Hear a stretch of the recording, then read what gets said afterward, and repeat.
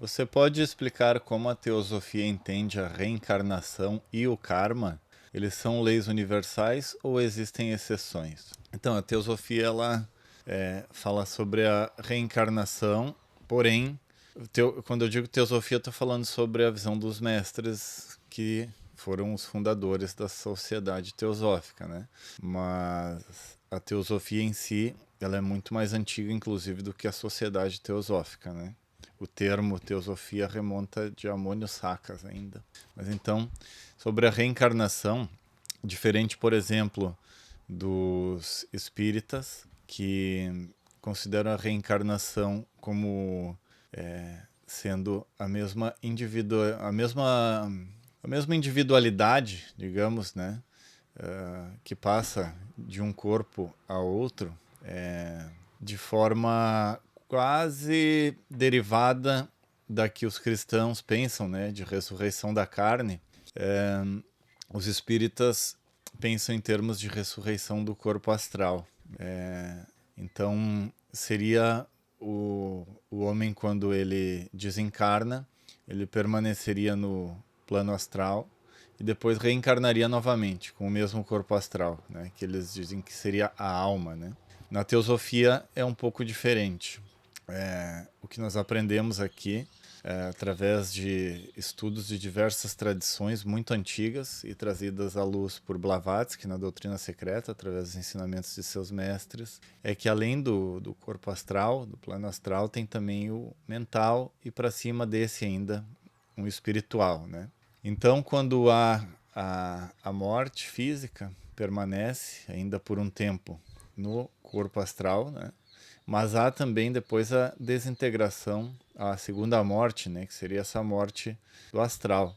Então, depois dessa morte do astral, tem um tempo de permanência no Devachan, que é como se fosse o céu dos cristãos. Uma vivência relativamente de sonhos e aspirações, né, das mais elevadas que se teve durante a vida, e permanece nesse plano, que é um plano mental, por um tempo, até o momento de novamente reencarnar, né, por assim dizer, seria o fato de adquirir novamente um corpo astral e encarnar novamente em um corpo físico, através de uma criança, né, um bebê que nasce novamente no ventre da sua mãe. E isso, de certa forma, tira muitas dúvidas sobre a questão de que por que não nos lembramos das encarnações passadas, né? Justamente pelo fato de que não só o corpo físico, mas também a alma animal, né, o corpo astral, que é, em última análise, essa alma animal junto com a parte inferior do mental, que também se extingue, né, a cada vida, eles morrem e são novamente construídos novos a cada encarnação.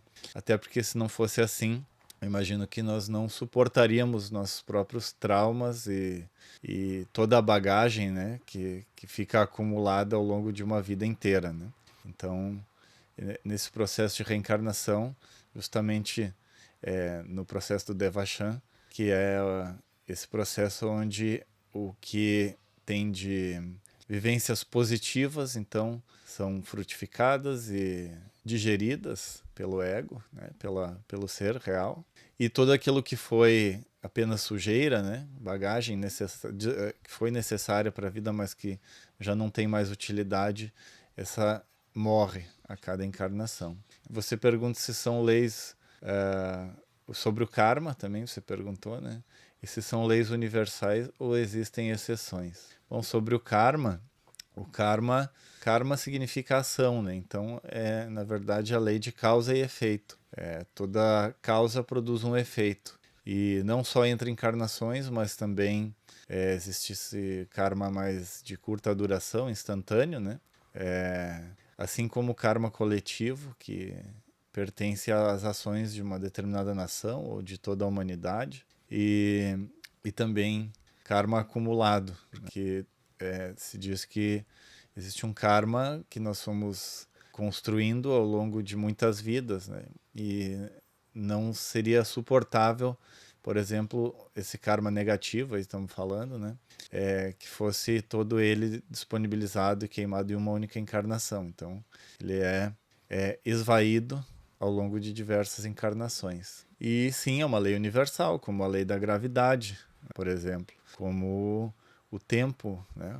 O escoar do tempo, como o magnetismo, a eletricidade, como todas as leis que mantêm o nosso universo em pleno funcionamento. Outra pergunta aqui: quem ou o que é o eu superior?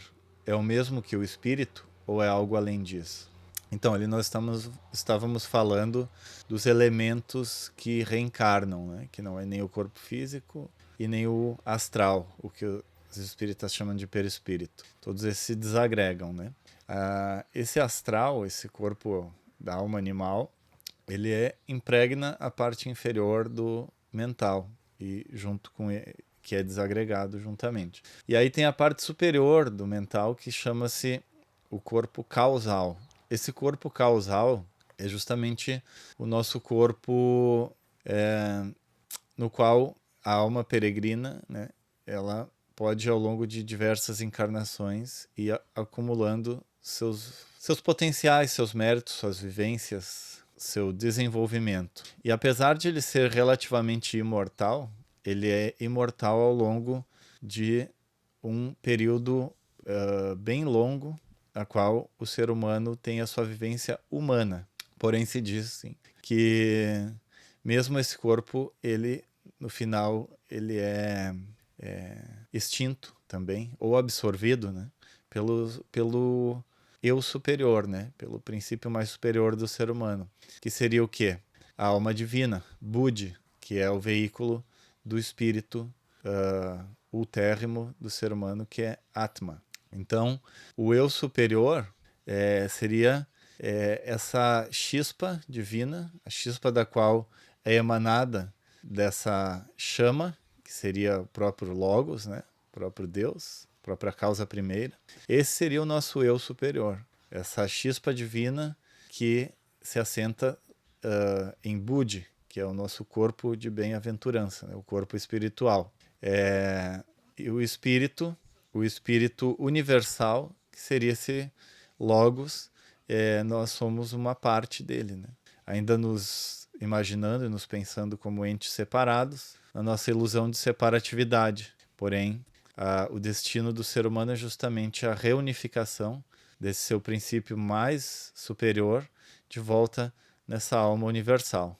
Outra pergunta aqui. Vi num vídeo seu uma citação de Blavatsky. Mas afinal, qual o papel dos mestres de sabedoria na jornada espiritual humana segundo a teosofia? Eles existem mesmo? Então, os mestres de sabedoria nada mais são do que seres humanos que já passaram pelas etapas mais rudimentares, as etapas mais inconscientes de infância do ser humano, que já chegaram a fazer a unificação dessa sua alma individual com a alma divina, né? Com a alma superior. E o papel dos mestres de sabedoria, então, como eles fizeram essa reconexão e identificaram que na realidade não estão separados, ninguém está separado, nada nesse universo está separado, eles então percebem que o trabalho a ser desempenhado é levar a consciência da unificação, do uno, né? De que todos estão interconectados, né? Até por isso grandes avatares como Jesus, por exemplo, diziam: amai-vos uns aos outros, ou amar o teu próximo como a ti mesmo, porque eles já sabiam que não existe eu e o outro, são todos emanações de uma única coisa, do uno. Então o papel dos mestres de sabedoria nesse sentido, como tendo chegado a essa consciência da unidade, é justamente ser um facilitador de que todo o resto da humanidade possa também chegar a uma maior consciência, uma maior noção de que nós devemos viver e conviver de uma forma harmoniosa e unificada, porque em última análise somos todos todos somos emanações de uma única causa primeira desse logos. Aí você pergunta, eles existem mesmo? Olha, além de terem se correspondido com diversas pessoas e tudo isso está documentado, né? Falando especificamente do tempo da Sociedade Teosófica, né? Porque tem mestres ao longo de toda a história da humanidade com diversas pegadas deixadas ao longo dessa história. Mas falando na Sociedade Teosófica especificamente, existem inclusive as cartas. Você pode, se você for, por exemplo, para Londres, você pode ir no museu e inclusive tem algumas cartas que é possível você pegar na mão, tocar nelas. E elas foram não escritas a canetas, né? Isso já foi verificado. Elas foram, a escrita daquelas cartas, ela foi precipitada. Inclusive tem diversos relatos de diversas pessoas notórias da época da Sociedade Teosófica que deram seus relatos sobre como essas cartas chegavam de forma, às vezes, sem explicação, né? Ou aparecendo numa gaveta, ou caindo do teto, ou, enfim. Essas cartas eram precipitadas de forma bastante curiosa, assim como a Blavatsky também, ela, através dessa influência dos seus mestres, né, e também ela era uma pessoa com muitos poderes parapsicológicos também, né, sua própria personalidade já nasceu desse jeito, fazia muitos fenômenos. Claro que esses fenômenos a gente foi descobrindo depois que eles mais atrapalham do que ajudam, né? Porque o que importa realmente é a filosofia, é a intuição, é a forma como o entendimento, né? A inteligência, o viveka, discernimento, é o que faz com que a gente possa ir entendendo cada vez mais, modificando. Os fenômenos normalmente atraem só curiosos, que ainda nem têm condições de entender a filosofia por trás de tudo isso, né? Mas sim, eles existem e tem diversas provas, né, em relação a isso. Então, seria isso hoje. Gostaria de convidar todos a participar das aulas da Sociedade Teosófica, que ocorrem todos os dias às 19h30 no canal Sociedade Teosófica no YouTube.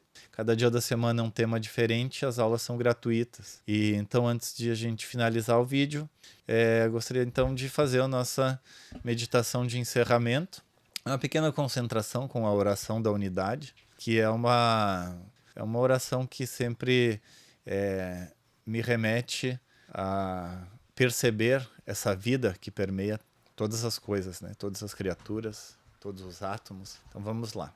Pés bem apoiados no chão, coluna ereta, respiração lenta e profunda, abdominal, olhos fechados, corpo relaxado. Ó vida oculta, que vibras em cada átomo, ó luz oculta, que brilhas em cada criatura, ó amor oculto, que tudo abranges na unidade, que possa todo aquele que se sente uno contigo saber que por isso mesmo ele é uno com todos os outros. Vamos irradiar luz, paz, saúde em todas as direções, ao oriente, ocidente, ao norte, ao sul, ao zênite e ao nadir. Que todos os seres sejam felizes, que todos os seres sejam ditosos, paz a todos os seres. Que os méritos desta prática possam se estender e ser de benefício a todos os seres. Namastê.